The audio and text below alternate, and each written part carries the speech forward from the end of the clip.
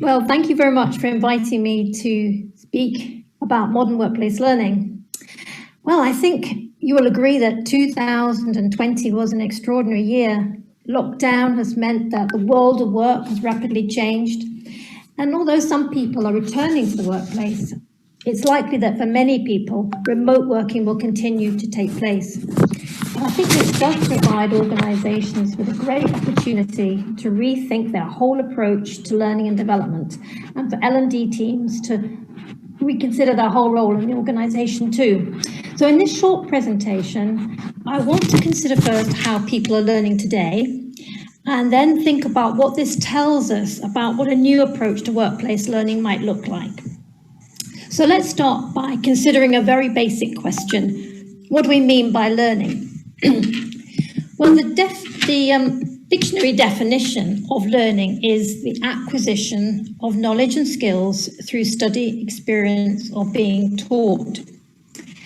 And I think for many people, it's the being taught aspect that they focus on, but that's how they've been conditioned to think they learn, having spent many years of their life in a classroom with a teacher.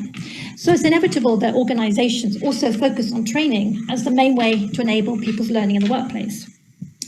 But learning is much more than just participating in a series of training events in the classroom or online, but continuously learning in a number of ways.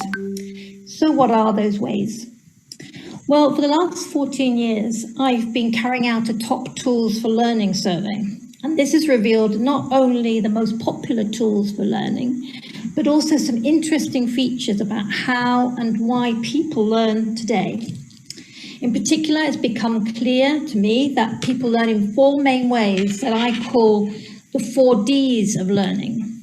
That's because they all begin with the letter D. So of course, people learn through didactics. That's being taught or trained. And this includes classroom training, live virtual training, as well as on-demand and scheduled courses. And we also refer to that as formal learning, of course. But they also learn through discovery. That's by finding things out themselves, by searching or browsing on the web, and making use of the web resources they find there. Blog posts, articles, videos, podcasts, and so on. And we usually refer to that as informal or even personal learning. They also learn through discourse, as by interacting with their work colleagues or others in professional events or conferences or social networks. And we call that social learning. But they also learn from doing their job, from everyday work experiences. And we refer to that often as experiential learning. So where does an individual's learning mostly take place? Where does your learning mostly take place? Is it from didactics, discovery, discourse, or doing? So I've been running a survey on my website asking that very question and asking people to put a rough percentage on what they learn, on how much they learn from each of these 4 Ds of learning. So here are the average percentages for each of the 4 Ds. 34% comes from discovery, 31% from doing, 21% from discourse, and around 14% from didactics. So you can see that for most people, their learning mainly comes from discovery and doing. But let's dig a little deeper and consider how frequently people learn from each of these 4 Ds of learning. So in another survey, I asked people to say how often they learn from each of these different ways here, whether it's daily, weekly, monthly, quarterly, yearly, or even less often. Well, again, the results are quite interesting. People tend to learn on a daily basis from things like job-based activities, interacting with their colleagues, web searching, and reading blog posts and articles. And on a weekly basis, they learn from things like watching videos and podcasts, interacting with their professional network, as well as use of company resources. But what's clear is that all these activities fall into this discovery, discourse, and doing categories, whilst learning from activities, didactical activities like classroom training, live virtual training, take place far less frequently, monthly, quarterly, yearly. sometimes even less than yearning. The next question I wanted to consider was, which of these ways of learning offer the most value to people? And for this, I asked the question whether which were essential, which were very important, which were quite important, or even not important. And here are the results. And as you can see, the essential ways of learning and the very important ways of learning are the experiences and activities that happen as part of daily work, through interaction with people, and as well as the use of informal web content. Whilst the less or least valued ways of learning are the traditional training activities, virtual classroom training, online courses, and so forth. And if we map the frequency and value of learning onto the same chart, then you can clearly see that there's a high correlation excuse me, between the value of learning and the frequency of learning.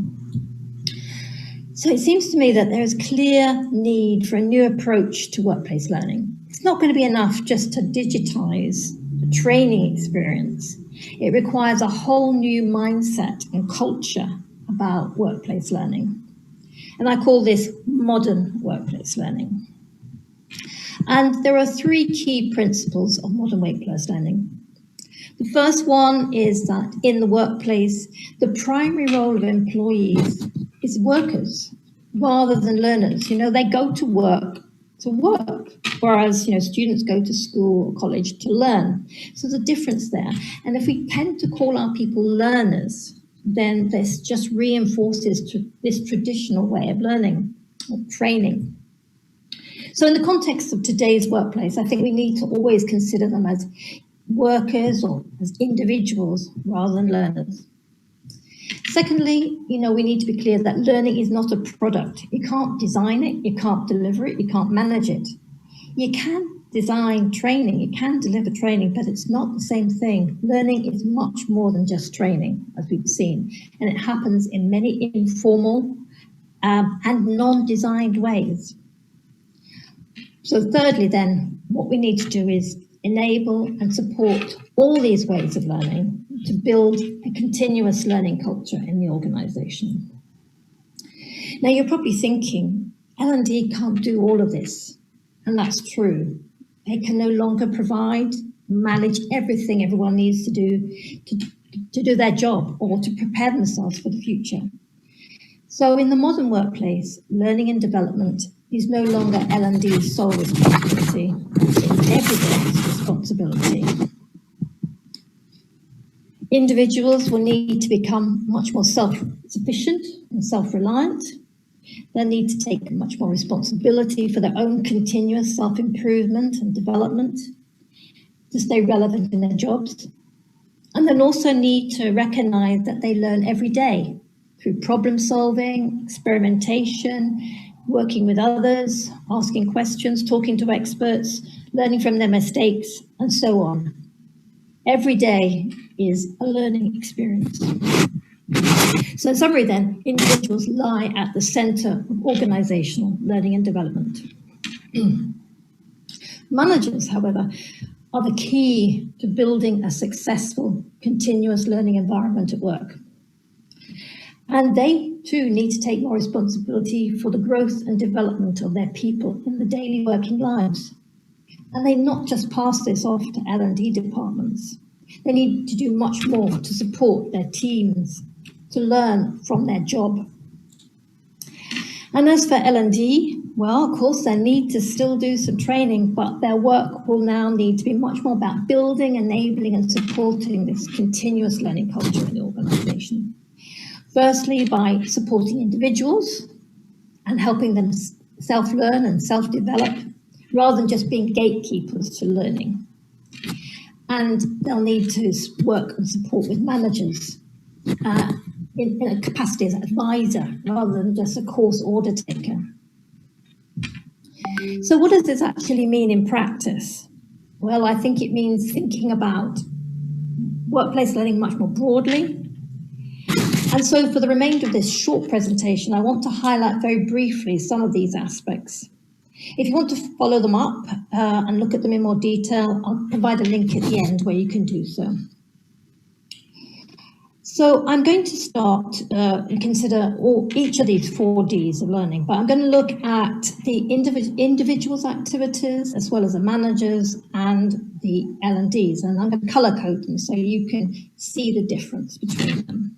And I'm going to start with didactics. So clearly one of the things for an individual is to prepare adequately for any company training so they can get the most out of it, and then consciously put it into practice. But of course, it's the manager's role to support training transfer, to ensure that there is full benefit from the training that anyone's undertaken. However, it's L&D's responsibility to ensure that any necessary training that they do provide is done in the most appropriate and relevant way for the people concerned. We've just seen how training is considered to be the least valued way of learning. So it's going to be important that that is time well spent. And that might be doing things like shifting from courses to resources so that they can be quickly created in simple formats and which can be used for just-in-time learning or even performance support. It might mean a shift from classroom training to virtual learning, although simply converting a classroom training into virtual training leads to so many other problems that it's important that these sessions are as short and interactive as possible. Or it might mean a shift from one-off events to ongoing learning campaigns, which offer a series of resources and activities over a period of time.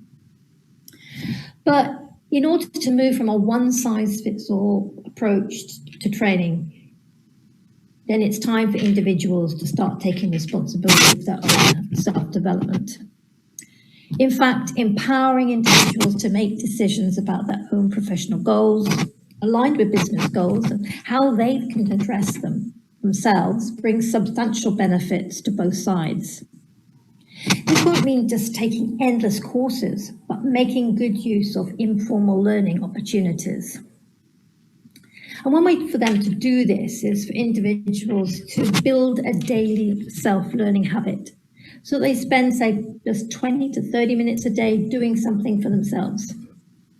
As we saw earlier, reading blog posts and articles is the most frequent learning activity. And it's therefore one of the easiest ways to start to learn on a daily basis, as is watching videos and listening to podcasts. And this is just a very simple way to start to build a continuous learning culture. Of course, for managers, this means they need to recognize and value the benefits of continuous self-learning and ideally provide some time for self-learning. Now, in which case some managers may prefer to adopt something a bit more formal, and so that they can ensure that time spent on self-development is recorded and accounted for. Now, what's L&D's role in all of this? Well, this could be a number of things. They might curate a range of learning opportunities of relevance to their people. This might include introducing a formal learning platform, but could quite easily just be about finding other web-based content. It might involve exposing their people to the myriad opportunities open to them on the web that they might not otherwise have been aware of. But I think one significant part of their role will be to help to build the new or modern learning skills that people will need to get the most of these daily activities. They'll need to support skills like curation and searching and dealing with information overload, and as well as joining those dots together between the many pieces of content that they will discover, so they can see patterns in them and learn from them. It'll also be important for managers to foster learnability. Now, learnability or learning agility is the capacity to keep learning and developing new skills and expertise, even if they're not obviously linked to one's job. Learnability is one of the key skills of the employee economy. And L&D can help managers recruit for learnability, as well as nurture it and reward for it in the workplace. And one of the ways a manager might do that is to ensure that learning is always center stage. So, for instance, he or she could ensure that in meetings and in conversations, they always make a point of asking, what have you learned today? But it will also be important for managers to lead the way. This will mean showing their people how they are continuously learning for themselves, but more importantly, what they're achieving from it. And the same goes for L&D too. They'll need to be role models for this new way of learning. It's not about do as I say, but do as I do. It'll also be important for individuals to try and solve their own learning and performance problems and not just expect a solution to be handed to them. So they should be encouraged to ask for help and advice from their work colleagues, as well as share their own knowledge and experience with their teams. And knowledge sharing, as we know, is a key aspect of work today and something that managers will need to understand, value, and support. Knowledge sharing takes advantage of an organization's most valuable asset, the collective expertise of its employees and partners. And although knowledge sharing doesn't require any social tools to take place, the technologies like Microsoft Teams and Yammer and Slack can make the process much easier. Although many teams are undoubtedly now making greater use of their online social platforms for remote work, managers need to understand that these very same platforms can be used to share knowledge and experiences within the team. So there's great opportunity for L&D to work with managers and their teams to help them get more out of these enterprise collaboration platforms so that they can use them to share effectively and to work out loud. Now, they might do this in a number of ways. They might facilitate group sessions, which could be either synchronous or asynchronous. They might coordinate informal social learning activities like lunch and learns and book clubs. And they might even support communities of practice. Now, when it comes down to their interactions with their manager, individuals will need to be much more proactive about asking for feedback. And this is part of a managing up process. And there's one that will be important to ensure they get more out of their daily work. And they'll also need to be much more self-sufficient, as I mentioned earlier, particularly in terms of solving their own performance problems. However, ideally managers will need to understand that in the modern workplace, their role is more of a coach than a boss, and they're there to provide an environment conducive to continuous learning by fostering flexibility and freedom in the workplace, as well as adopting a growth mindset. This will certainly be a new way of working for many managers who are used to simply direct their people. So a key aspect of the work of the learning and development team will be to inspire modern managers. And this won't mean putting them on a management course, but taking time to sit with them and consider a number of issues about what motivates today's workers and how they can grow and develop, and how they can even support the more coaching activities. And when it comes to learning from the daily work, this is something that's not always apparent to individuals. And yet we know it happens in many different subtle ways during the working day. But as Dewey tells us, we don't learn from experience, we learn from reflecting on experience. So in order to become more aware of their daily learning experiences, individuals might need to take some time to reflect on what they've been doing, what they've been learning. And of course, this needs to be encouraged and supported by managers. But if they do so, it will certainly mean that individuals have much more to share when they're asked that question, what did you learn today? And L&D have a vital role to play here too. Reflective practice is a learned process. So one approach might be to help them set up a work journal, perhaps using a digital notebook to record their reflections, not just from the daily work, but from interactions with others, or even to record the gems that they've encountered in their discoveries. And these journals might even morph into a personal portfolio, which is a much more appropriate way for individuals to evidence their own achievements rather than just their learning. and which are highly portable if they want to go to another job. So there we have it, in a nutshell, the key responsibilities of individuals, their managers, and learning and development teams. And if you'd like to find out more, then please visit my website, modernworkplacelearning.com, where you can read much more about it. But thanks for listening.